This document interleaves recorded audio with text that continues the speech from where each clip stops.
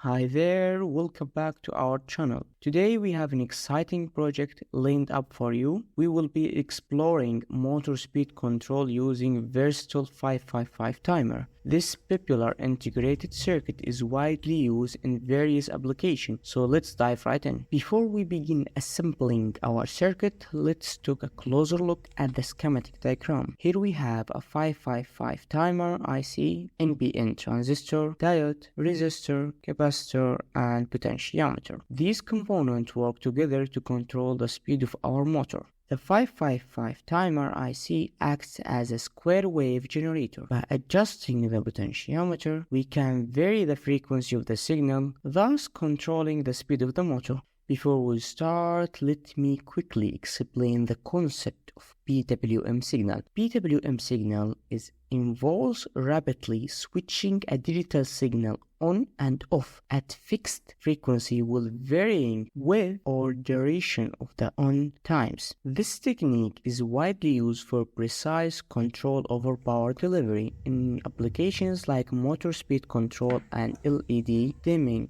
Now let's move on to assembling the circuit on a breadboard.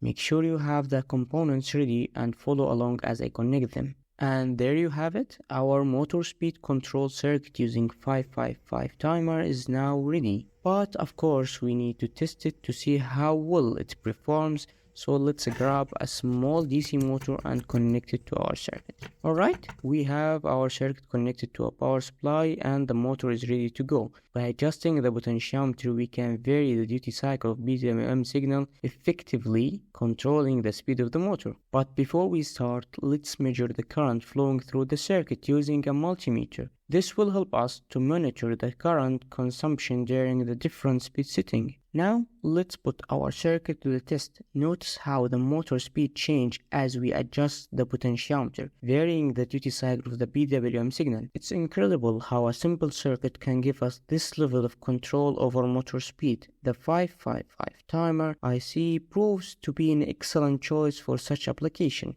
In the end, I hope you found this project informative and exciting. If you have any question or suggestion for a future video, please let us know in the comment below, and as always, thanks for watching and happy tinkering.